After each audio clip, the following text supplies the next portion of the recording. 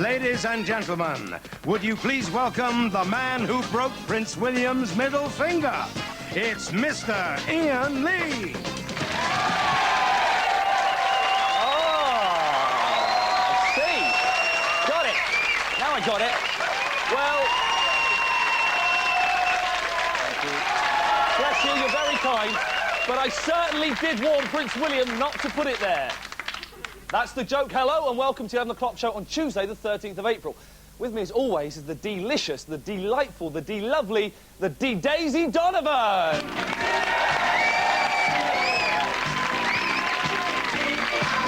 joining us live from HMS Invincible, somewhere in the Adriatic, is our very own war correspondent, the demonic, the demented, the disturbed, Mackenzie Crook. Hello, Mackenzie.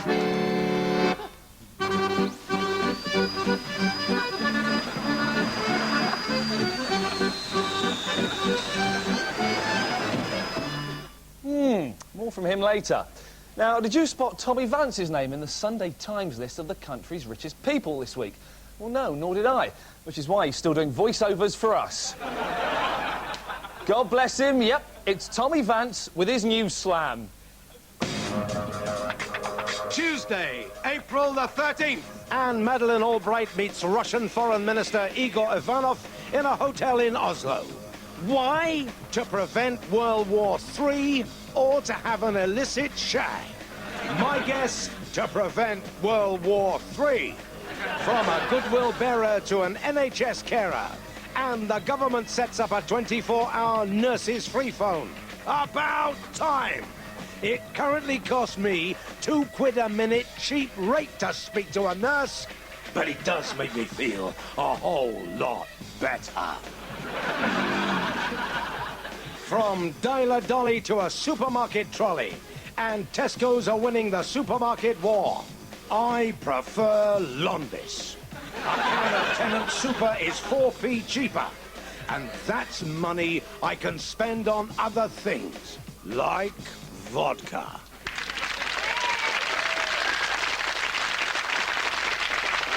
Well, that was Tommy Vance with his Titanic news slam, but what about the smaller boats of news, the canoes, the rubber dinghies? Well, to keep them afloat, here's our red top roundup.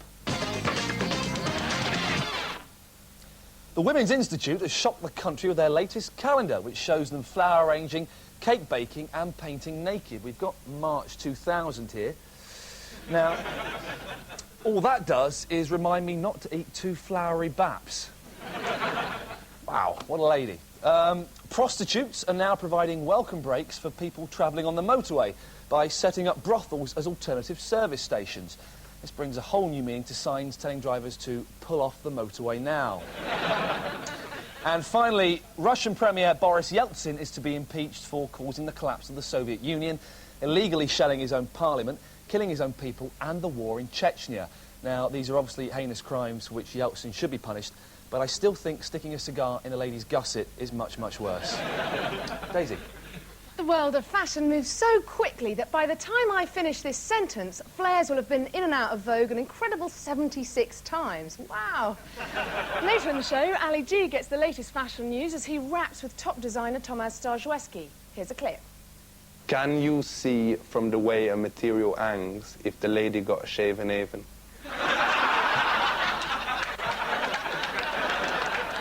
There's 60,000 starving refugees sitting in a field in Yugoslavia. Children who've lost their homes, their parents, their future. But now, thank the Lord, the tabloids are there to help. It seems that tabloid journalists aren't the filthy, money-grabbing gutter snipes we always thought they were. They're actually humanitarians on the scale of Bono and Sting. The papers are all currently engaged in their own war to see who can be the most helpful in Kosovo. Now, the Mirror has mercifully sent the refugees all the staples for survival. First aid, tents, rice, and of course, shampoo. Now, the Mirror has declared war on damaged hair and spit ends in the former Yugoslavia. Well done, that Mirror. The Daily Star have surpassed even this valiant effort by sending the British artillery two much-needed 20-pounders in the form of topless models Jordan and Michelle Clack. And the fact that this terrible war rages on without an end in sight is not lost on those girls. As you can see, Michelle Clack is literally overcome by the gravity of the situation. The Daily Mail shocked the nation today with the tale of PC John Lee, fined £1,000 yesterday for faking witness statements. Why did he do it? Was he corrupt? Was he accepting bungs from bent snitches? No, he was so lazy he just couldn't be asked. But what sort of coppers would the public prefer? Never one to miss the chance to mess around with the Bobby's helmet. Iain went on the beat this morning to find out. So PC John Lee, the lazy Mancunian copper, has made up evidence about a hit-and-run incident. But is that really so wrong? Surely it's better to get an accurate made-up statement rather than be forced to rely on idiot eyewitnesses. And I've come here to London to see what people think. When do you think it's right for the police to make up their evidence? You mean, when do I stop beating my wife? That's one of those questions, is it? When did you start beating your wife? I have beaten my wife, and that's the whole implication of the argument. OK, supposing there's a nonce hanging around the school playground. It's obvious he's a nonce, but there's no evidence. Is it OK to make up evidence then? I think so, yeah. I think in that instance it's okay.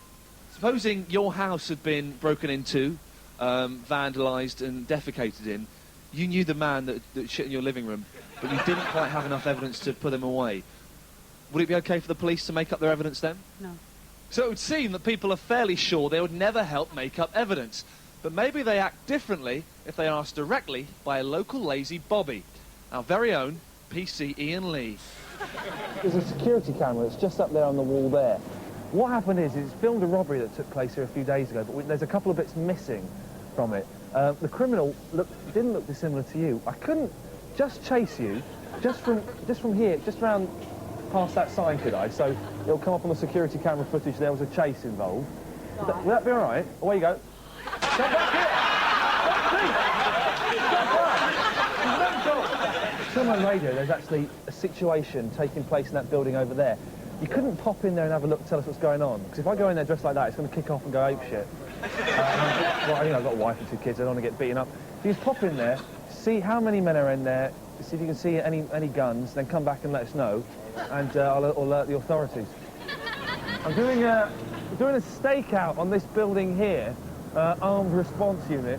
Thing is, I'm busting for a pee, and I'm supposed to be meeting my wife for a drink. I couldn't leave you in charge of my gun, could I? And if you see it, like, seriously, I'm busting for a piss. Listen, if you take this... So there we have it. No wonder the police are forced to make up evidence if the public are as helpful to them as they have been to me today. This has been Iain Lee, the 11 o'clock show, London.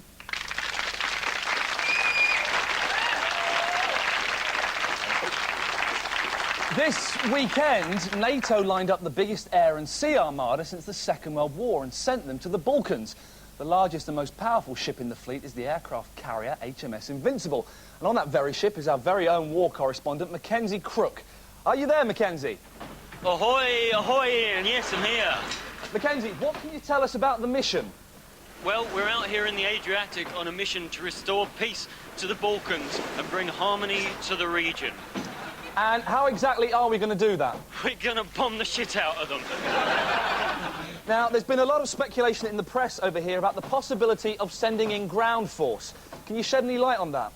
Ground force, yes, I can. I can confirm that Alan Titchmarsh is on Amber Alert. And Charlie Dimmock's knocking about on the ship somewhere. Now, being out at sea, it must get a bit lonely, Mackenzie, if you know what I mean. I know what you mean. Well, actually, no, Iain, I've been recognised from telly and I'm getting a bit of How's Your Father every night. Really? I didn't know there were any wrens on board. No, there aren't. Well, thank you, Mackenzie. We'll have more from Mackenzie later on, as will half the crew, it seems. They say that a week is a long time in politics. Well, they're wrong. I've timed it and it's exactly the same length. But when I spoke to MPs Austin Mitchell and Martin Bell, the time seemed to fly by.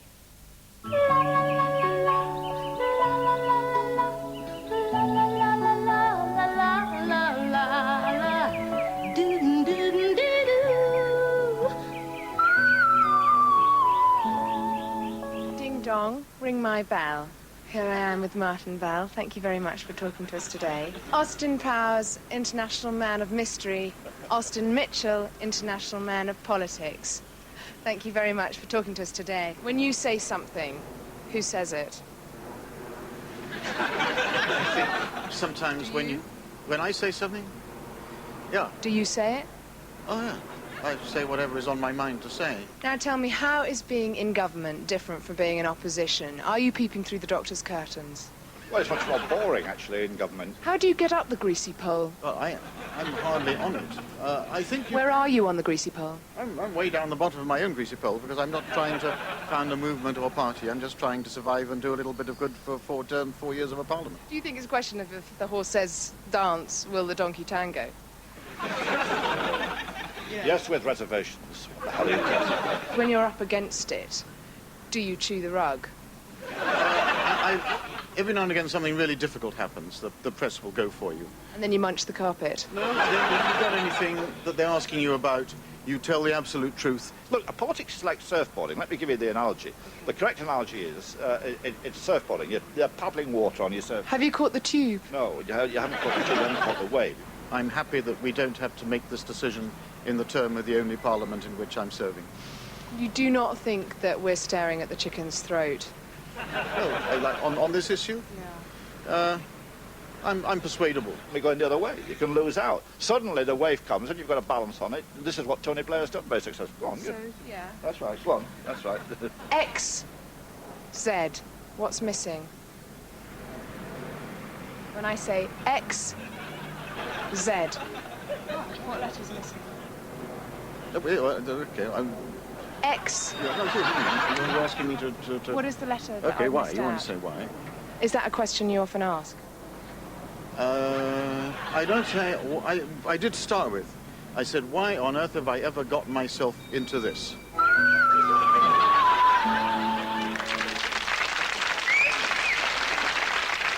Before the break, just time to expose supposed baby boffin Kaya Harridge, who yesterday became Britain's youngest Mensa member, aged just 6. Now, we got a bit suspicious of this clever clogs kid. The answers she gave to the Mensa questions are all correct. But are these really the answers of an infant? For example, when asked to continue this series of numbers, 1, 5, 2, 5, 3, young Kaya gave a correct answer of 5. But a genuine 6-year-old would answer... Why do men have willies? Women don't have willies. Do you have a willy? What's a willy? Which, by coincidence, is also the same answer that Mackenzie gave. So, well done to you, Mackenzie. Now, this self-styled child is obviously not a 6-year-old genius at all. She's just a clever midget lady who likes showing off. Think about it. It's not the first time we've all been hoodwinked. See you after the break.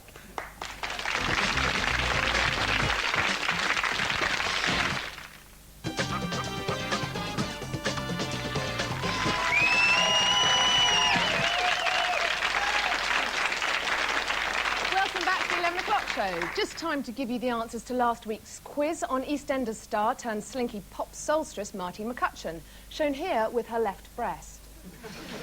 The answer to question 1 was Tiffany, or Tiff, ex-barmaid at the Queen Vic.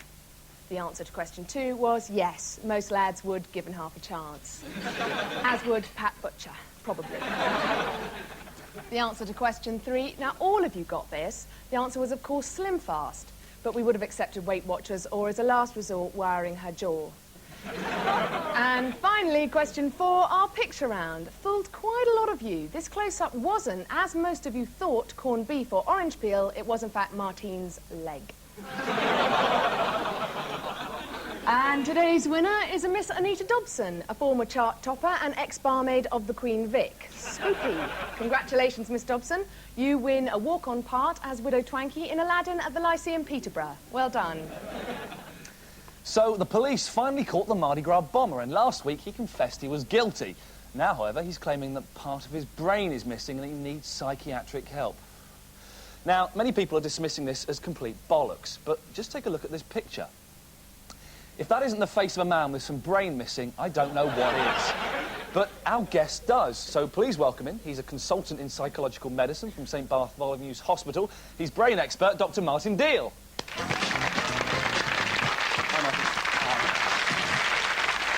Now, Martin, you are a genuine brain expert, aren't you? I have been told as much. That doesn't fill me with confidence to start with, if I was going my brain. Edward Pierce is claiming that he doesn't have all his brain. Can you tell me exactly which part of the brain is it that stops you trying to firebomb Sainsbury's?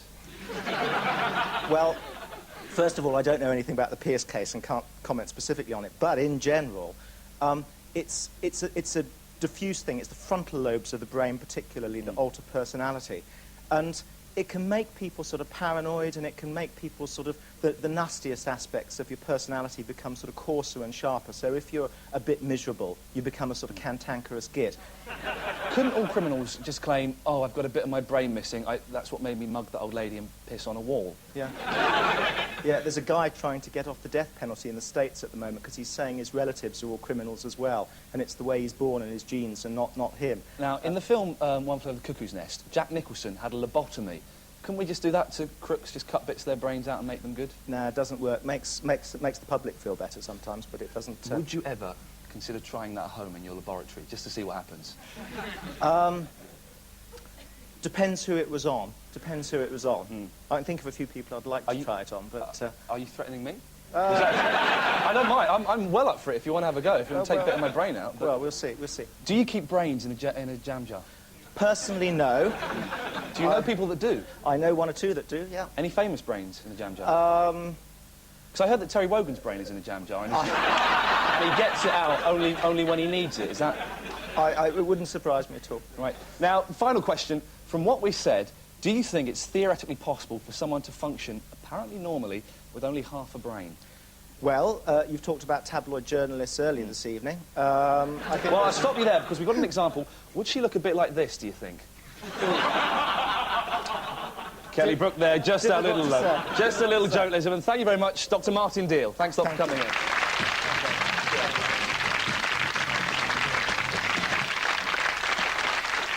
A report in today's Mirror reveals that the war effort has stepped up a gear. Plans are afoot to unleash the most deadly, vile weapon of mass destruction yet. It's a Michael Jackson charity record. In an exclusive interview, the Pixie Nose star reveals how he weeps for the children of Kosovo, adding that he couldn't bear to live in a world without kids, saying, "They inspire me in all I do," he explains. "Every song I write, every dance I perform," which must be why he does this. In the same interview, he revealed he has a deep-rooted distrust of the press based on years of sneering treatment by journalists who, he claims, do not understand him. He's a 40-year-old man who loved the company of strangers' kids. He has a best friend who's a monkey. He lived in an iron lung, and he fancies Liz Taylor. Of course we understand him. He's mental. Fashion. It's the difference between seeing someone dressed as a gas man and saying, "Are you here to read the meter?" or saying, "Wow, you look really trendy. Where did you get that gas man outfit? It's so now." To find out more about the fickle world of fashion, we sent our voice of youth, Ali G, to meet designer Tomasz Dąbrowski. Yeah, you don't stop. It goes out to the crew up top. That's it. Booyaka! Today we is talking about fashion because it ain't only on the streets, it is also in the shops. And I is here with none other than my main man Tomasz Dąbrowski, that be a main fashion designer. Now fashion, it well important, innit? Yeah, it's important. We all like clothes, we all want to look good. For real. We're respecting what you was wearing now, your threads, you're styling it, you're rocking. What is that made out of? Can I have a little... Hair. More hair? Yeah. More hair from the muff? The mohair is a type of wool that is woven. Do you put your label all over the front? No. Do you put it just subtle down the side? I only put it inside. I think it's vulgar to Where see do you a label. put it? Inside. Why don't you put it on the front? Because I think it's vulgar. But if you put it on the outside, then you were selling the clothes and you was also advertising the clothes. You was knobbing two ladies with one Johnny. It's not what I'm about. Will you make clothes for any woman, though? If she likes my style, if she likes my look, I'm very happy to make clothes. I mean, I don't have a problem with that. What, even if there is mingers, would you still make clothes for them? So what? Mingers, if they have, you know, nice personality. You know, nice personality, you know, face like a Rottweiler's ass. I don't have that discrimination. I'd find that very offensive. What about Versace? Do you rate him? I think that Versace, I think that Gucci is the Versace of today. Was you happy when he got... Yeah, because I think it's a tragedy for anyone to be murdered. Aye, but there was less competition. It has nothing to do with competition. I think that it's a great tragedy. I wouldn't wish that upon anybody. Me heard it was Calvin Klein that did it. Is that true? I mean, I'd like to. So, what do you think about the Wonder Bra? Changed a lot of women's lives. Do you think it should be banned? Whatever for? Because you think you was getting something and then you don't get it. If you're stupid enough to think you're going to get it, it's your fault. The other week, though, me was in this club and me saw this girl and she, you know, she had a bad face, whatever, but she had these serious Babylons, man, and me was grinding and me was doing the bogle, man, and me took her home, me unleashed them, and they disappear. They're gone. They're one on the floor, one behind the back. That ain't fair. She's a good actor. You got to give it to her. Well, me couldn't You got to give it to her that she pulled you. Me did give it to her, but me didn't feel good about giving it to her. You know what I mean? All right? Check it out. Buy your Stajewski. Start wearing the Stajewski. Start keeping it real and styling it. Big up yourself. Thank you. Nice.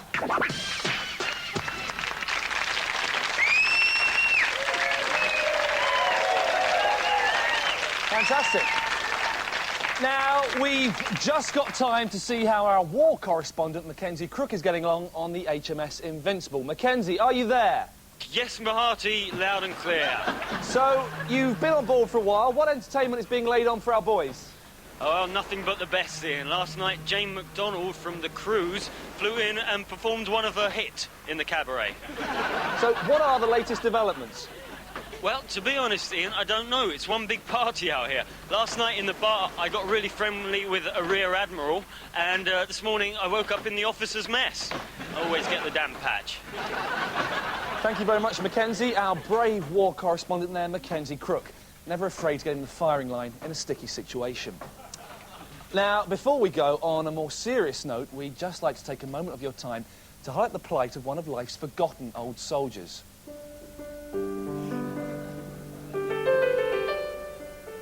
Bill Roach, who has been forced to declare himself bankrupt after a long-running legal battle to prove that he's not dull.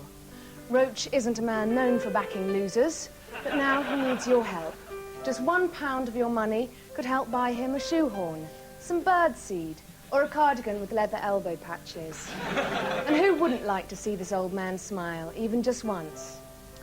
So please send us £1 in an everyday dull envelope marked, "Does Bill Roach bore you shitless?" appeal. The 11 o'clock show, P.O. Box 30002, London, SE1 8WW. Thanks so much for your time. Good night. Good night.